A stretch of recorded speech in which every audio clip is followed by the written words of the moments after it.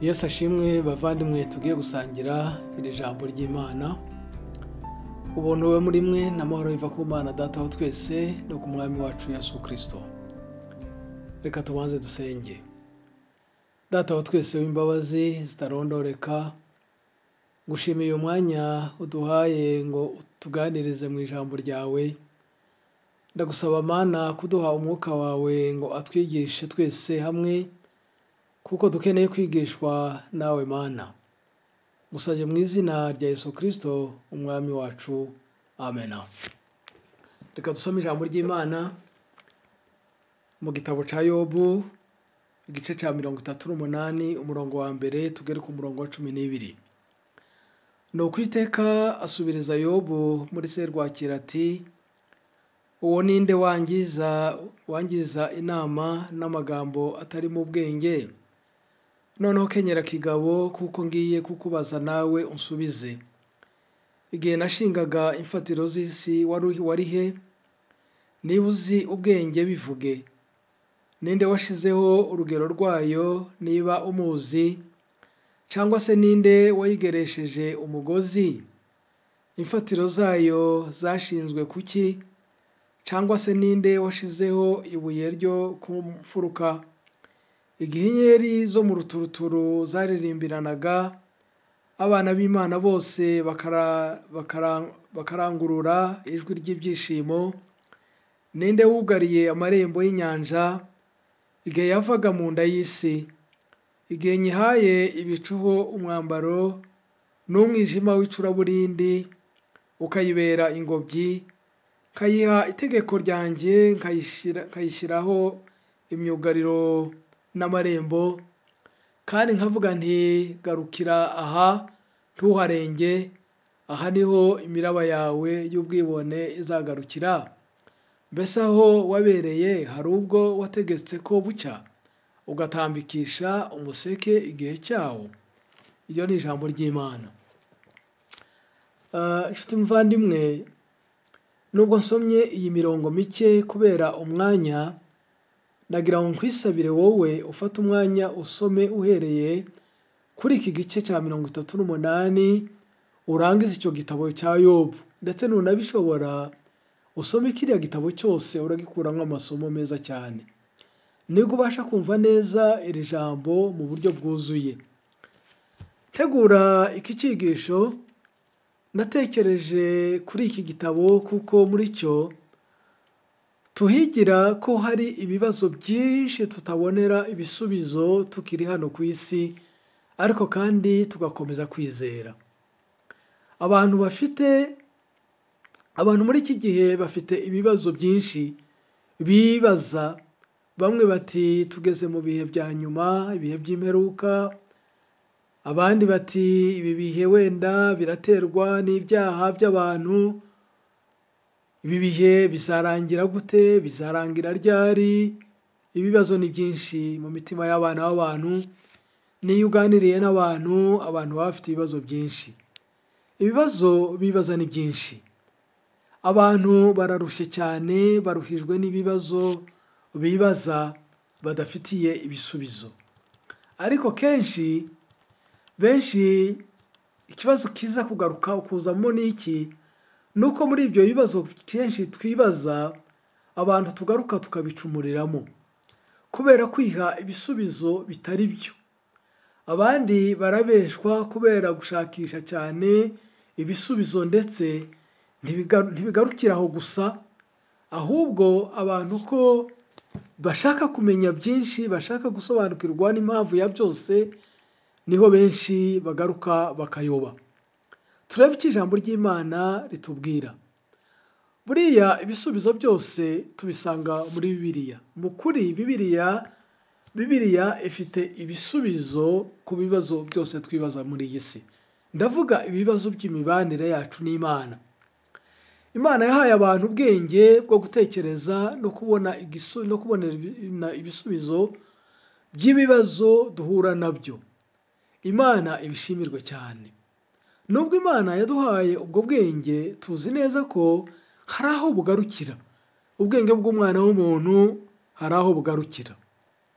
umuntu azahora yibaza byinshi kandi siko byose azabibonera ibisubizo, cyane cyane iyo bibaye iby'imibanire ye n'Imana. Imana iri hejuru cyane, n'inzira zayo niko ziri hejuru cyane, aho umuntu mu bwenge bwe adashobora gushikira. Umuntu afite uko abona ibintu bitandukanye n'uko Imana yabiremye ibibona. Twebwe abantu dukunze kureba isi tuyirebeye mu ndorerwamo y'ibibazo, tuyirebeye mu ndorerwamo y'ibibazo, y'indwara, y'intambara, y'urupfu, ya violence, y'ibyaha, isi ya depression, isi yo kunanirwa, isi yo gutsindwa, isi y'ubukene, mbega isi y'ibibazo. Isi yaguye mu byaha, isi yuzuye ibyorezo nk'iki turimo muri iki gihe cya coronavirus, isi mbi, isi itagira ibyishimo byuzuye. Umuririmbyi yaririmbye ngo muri iyi si huzuye umuruho n'amahane, ngo icyo nkeneye cyose ngo simbera ko nkibona. Iyo niyo shusho y'isi dufite, kandi mu kuri amaso y'umubiri nibyo atwereka, kandi niko kuri ku byo twebwe turebesha umubiri. Niko amaso y'umuntu areba, ariko ijisho ry'Imana rireba ibitandukanye cyane n'ibyo twebwe twibwira n'ibyo twebwe tureba nk'abantu. Hari ijambo rijya rintangaza kandi rinkomeza, kandi nawe nifuje ko rigukomeza. Turisanga mu Itangiriro igice cya mbere umurongo wa 31. Uwo murongo uratubwira ngo Imana ireba ibyo yaremye byose ko ari byiza. Uyu murongo usobanura iki? Uyu murongo usobanura ko isi n'ibyo yaremye, isi n'ibirimo byose, Imana ikomeje kubireba, ikomeje ibireba neza cyane. Imana ibikunda. Imana ikunda ibyo yaremye, iracyabikunda kandi izakomeza kubikunda. Saho gusa bigarukira, ahubwo uko ibikunda niko ibiramiza ineza yayo, ikabikomeza. Ijisho ry'Imana rireba ibyo yaremye kugira ngo ibikomeze kandi bibesheho. Ijisho ry'Imana ribona isi ko ari nziza, nubwo ari isi yaguye mu byaha. Kandi natwe nubwo turi muri iyi si yaguye mu byaha, tubeshejeho n'ijisho ry'Imana riturebaho kandi ritwitaho. Mu gitabo cya Yobu twasomye, hari ubwo tujya tugisoma nk'amateka ashaka kutwigisha gusa ibya Yobu, wari wizeye Imana cyane, akihanganira ibimugaragaza byinshi birenze urugero. Intego tujya tugarukiraho kenshi ni ukutwigisha ko natwe icyitegererezo cyacu mu gihe tugeragejwe ari Yobu, natwe ko dukwiriye kwihangana nk'uko yihanganye. Koko iri ni rimwe mu masomo dukura muri iki gitabo, ariko hari irindi rikomeye naryo nifuje ko dutekerezaho, rivuga ngo ibibazo byose twibaza uyu munsi siko byose tubifitiye ibisubizo. Iri ntabwo ari ijambo abantu benshi bifuza kumva, ariko kandi niko kuri. Ibibazo byose twibaza uyu munsi siko byose tubifitiye ibisubizo. Bibiliya nabyo iratinyuka ikabitubwira. Mu gihe twibwira ko ibyo tureba byose dushobora kubibonera impamvu, ariko Bibiliya iratubwira ko ibyo twibwira byose siko byose dushobora kubibonera ibisubizo. Ariko mbere y'uko tuvuga kuri icyo kibazo ngendereye gikomeye Imana ishaka kutwigisha, mbanze ngaruke ku bintu bigera kuri 4 bintangaza nabyo tugomba gukuramo amasomo. Icya mbere, nusoma igitabo cya Yobu kuva ku gice cya mbere ukagera mu gice cya 37, uzatangazwa nuko mu kuri Imana itangira Yobu ubuhamya, ikavuga ko ari umuntu wayo udafite inenge, umuntu w'umukiranutsi. Ariko nyamara muri ibyo bice 37 nta hantu na hamwe uzasanga Imana yaravuganye na Yobu mu buryo buri direct. Ahubwo ikizagutangaza, uzasanga ko hari umunsi ahubwo Imana yaganiriye n'abana bayo na Satani nawe abarimo. Satani akabasha kuganira n'Imana, kandi umukozi w'Imana, umuntu w'Imana nka Yobu atarigera ayibona mu maso ngo abashe kuganira nayo amaso ku yandi. Bibiliya iratubwira mu gice cya 42 umurongo wa 5 ko nyuma rwose Yobu yaje kwatura akavuga ati ibyawe nari narabyumvishije amatwi, ariko ubu noneho amaso yanjye arabireba.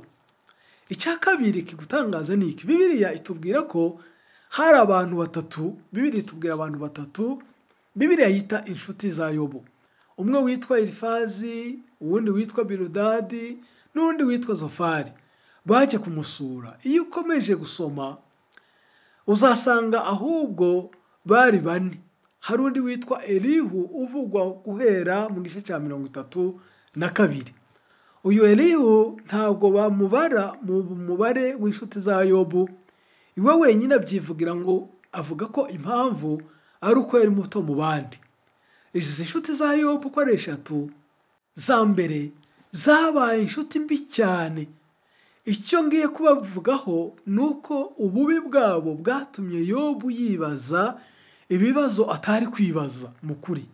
Kuko iyo usomye igihe bamuzaniraga amakuru y'uko abana be bapfuye, amatungo yiwe yashize, Bibiliya iratubwira iti maze Yobu aravuga ati navuye mu nda ya mama nambaye ubusa, nzasubira mu nda y'isi ntacyo nambaye. Uwiteka niwe wabimpaye, kandi Uwiteka niwe ubindwaye, izina ry'Uwiteka rishimwe. Bibiliya ikongeraho ngo muri ibyo byose Yobu ntiyakoze icyaha, haba no kubiherereza ku Mana. Izina ry'Imana nirihabwe icubahiro. Izi nshuti za Yobu zatumye Yobu yibaza ikibazo atarakwiriye kwibaza.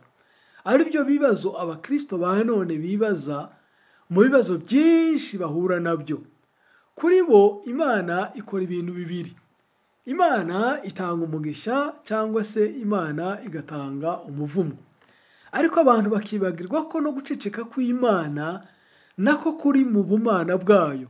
Kuko Imana ntibereyeho kuduha gusa, ahubwo no kutatubwira ibiriho mu butware bwayo. Ni uburenganzira bwayo, ntabwo twayigisha impaka ngo tushake kumenya ubwiru bwose bw'Imana no gushaka kumenya iby'Imana idashaka kutubwira. Bimwe mu byo Yobu yibajije kubera izi nshuti mbi ni uko yahindukiye agatangira kuburana n'Imana, akabona Imana isa nkaho yabaye umwanzi we. Iyo usomye mu gice cya 13 uzabisanga. Hari aho ijambo ry'Imana ritubwira ngo ibicumuro byanjye, Yobu abaza Imana ngo ibicumuro byanjye ngo n'ibyaha byanjye ngo ni bingahe? Umenyeshe igicumuro cyanjye n'icyaha cyanjye, ni iki gituma unyima amaso ukangira umwanzi wawe? Umva ko Yobu aburana n'Imana.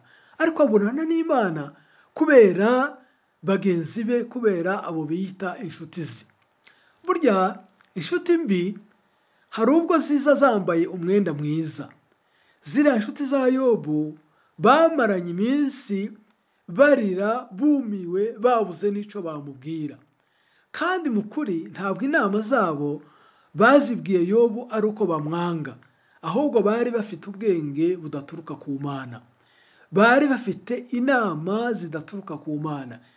Nshuti yanjye, nagira ngo nkubwire ko igihe cyose umuntu nakubwira inama, uzabanze ushishoze, wumve, umenye neza niba avugishije ubwenge buvuye ku Mana cyangwa ubwenge buvuye kuri Satani. Abantu benshi bavuye ku Mana baracumura kubera inama ziri inspired, inama zitangwa n'umwuka mubi wa Satani binyuze mu bajyanama babi. Icya gatatu nshaka kubabwira ni iki? Iriya nshuti ya kane yitwa Elihu, wamaze igihe akurikira gusa atagira icyo avuga kubera ko yiyumvaga ko ari muto, yarakariye bagenzi be ko bananiwe gutsinda Yobu ngo bamubwire impamvu y'ibyago byiwe. Kuri we ntabwo ibyago biza kuri Yobu kubera ko yacumuye, ahubwo kubwe ibyago nibyo kumumanura ngo ubwibone bushire kuko ari umuntu. Iwe ni nkaho yabonaga ko Yobu mu kuri biriya byago biza ari ukugira ngo bimumare ubwibone, kandi Yobu nta bwibone yagiraga. Ikindi cya kane nshatse kubabwira ni iki ngiki: iyo ugitangira gusoma kiriya gitabo ugira ngo nurangiza iki gitabo uri bubone impamvu zatumye Imana yemera ko Yobu agira ibyago byose, ariko urinda usoza iki gitabo Imana itabwiye Yobu impamvu y'ibi byago byose, kandi nibyo Yobu yifuzaga kumenya. Burya Yobu yashakaga kumenya impamvu, ariko mu kuri Imana ntigeze imubwira impamvu. Iki gutangaza ni icyo ngicyo, nuko Imana itigeze imubwira impamvu yabyo, kandi Yobu wabishaka. Ngaruke ku yindi ngingo nifuje ko dutekerezaho navuze haruguru. Iyi ngingo ifitanye isano n'ibyo tunyuramo muri ibi bihe bya none. Igice cya 38 kugera mu gice cya 32 dusangamo ibibazo Imana ibaza Yobu. Elihu amaze kuvuga, ni ku gice cya 37, Imana yabajije Yobu imubaza ibibazo birenga 70. Umva nawe ibyo bibazo byose, idaha Yobu umwanya na muto ngo agire icyo avuga, kuko ibyo yari kuvuga byose byari kuvuga ko nta na kimwe ashoboye gusubiza. Mu kuri mu bibazo byose Imana yamubajije nta kibazo na kimwe yari gusubiza. Wihangane usome igice cya 38 ukomeze icyo gice, ariko umurongo wa 3 uravuga ngo kenyera kigabo, ngo ngiye kubaza nawe usubize. Ugerageze gusoma icyo gice urasangamo ibibazo bitangaje Yobu atigeze ashobora gusubiza. Dutangira iki cyigisho nababwiye ko umuntu azahora yibaza byinshi, kandi siko byose azabibonera ibisubizo muvandimwe, cyane cyane iyo bibaye iby'imibanire ye n'Imana. Imana iri hejuru cyane, n'inzira zayo niko ziri hejuru cyane, aho umuntu mu bwenge bwe adashobora gushikira. Ibice bisoza igitabo cya Yobu ari nayo ntego nini y'iki gitabo, ni uko twigisha ko abantu dufite aho tugarukira turi limite cyane. Bavandimwe, abantu dufite aho tugarukira. Abantu ntituzamenya ubwiru bwose bw'Imana, ntidushobora kumenya impamvu ya buri kintu cyose. Twebwe abana b'abantu ntidushobora kumenya impamvu ya buri kintu cyose kiriho, kandi ntituzabaza Imana buri kintu cyose ngo Imana iduhe igisubizo cyabyo. Abantu baremerewe no kwibaza ibibazo byinshi batazigera babonera ibisubizo. Imana itazigera ibaha ibisubizo. Bavandimwe, icyo nshatse kuvuga ahangaha ni ibibazo by'imibanire y'abantu n'Imana. Tujya tubaza Imana impamvu, kuko Imana ibingibi biriho, kuko ibingibi byaje, kuko ibingibi. Ntabwo Imana izigera idusubiza buri kimwe cyose. Izadusubiza ibyo ishaka kudusubiza, ariko ibindi ntizadusubiza. Hari byinshi twibaza impamvu zabyo n'ibisubizo byabyo. Imana ntibereyeho kuduha ibisubizo ku mpamvu za buri kintu cyose twibaza kibera muri iyi si. Mu kuri nzi neza ko wenda abantu batakikunda cyane, ariko kandi niko kuri. Hari byinshi twibaza impamvu zabyo n'ibisubizo byabyo, ariko nagira ngo nkubwire ko Imana itabereyeho kuduha ibisubizo ku mpamvu za buri kintu cyose twibaza kibera muri iyi si. Urugero, reka mfate urugero rworoshye ruriho muri iyi si, mu isi yose uyu munsi. Njya numva abakristo benshi bavuga ibitandukanye ku mpamvu z'iki cyorezo gihari cya coronavirus. Bamwe bati ni ibihano by'Imana, isi yaranduye cyane. Abandi bakavuga izindi mpamvu, ariko ku bibazo byinshi duhura nabyo muri iyi si nta gisubizo uzabona. Muvandimwe, ndagira ngo nkubwire ko udashobora no kubona n'impamvu n'imwe. N'ibyo dushobora kubona byaba ari impamvu wenda by'abantu by'imitekerereze y'abantu. Icyo Bibiliya ishaka kutwigisha muri iki gitabo ni uko isi irimo Satani wanga Imana, Satani wanga n'abantu, Satani udashobora gutuza, Satani uteza ibibazo mu bantu, Satani utera abantu. Ikibazo kigaruke kibe hehe muri iki kibazo nari mvuze aha ngaha, Bibiliya ishaka kudukosoraho, uretse gusa kwibaza impamvu za buri kintu cyose. Ikindi dusabwa ni uko mu bibazo isi ihura nabyo tutabishyira mu Imana kuko Yobu yaragiye kubikora, ahubwo tugomba gutekereza agakiza kava ku Mana gusa, tukamenya gutegereza Imana no kuyizera ko ishobora byose, kandi nta kintu na kimwe gishobora kukurogoya umugambi w'Imana. Tutazahava ducumura twibaza impamvu za buri kimwe cyose, kandi mu kwibaza impamvu za buri kimwe cyose Imana idashaka kutubwira tugacumuraho. Umurimo wacu abakristo ni ukwizera Imana, kandi tukamenya ko ibyiza isi n'ibirimo byose Imana ibishyigikiye. Imana idufite mu kuboko, Imana iratureba, Imana iratuzi, Imana iradufashe, Imana iratukunda, Imana ikunda isi yayo. Ibyago biyitera, ibyorezo biza, njyewe ku bwanjye nuko ijambo ry'Imana rimbwira, sinshobora guta umwanya wanjye mvuga ngo ibi ngibi ni biraturuka ku Mana, ibi biraturuka he. Umurimo wanjye ni ugusenga, umurimo w'umukristo ni ugusenga, asigaye tugategereza ku Mana. Imana ibaho umugisha abavandimwe. Reka dusenge. Data wa twese uri mu ijuru, uri Imana, natwe turi abantu. Uri Data, natwe turi abana bawe ukunda. Uzi byose, twebwe ntabwo tuzi byose kuko turi abantu. Utwigishe kumenya ubushake bwawe no kugendera mu byo ushaka. Umugisha buri wese wumvise iri jambo, kandi umwuka wawe wera akomeze amusobanurire. Mu izina rya Yesu Kristo, umwami n'umukiza wacu. Amen.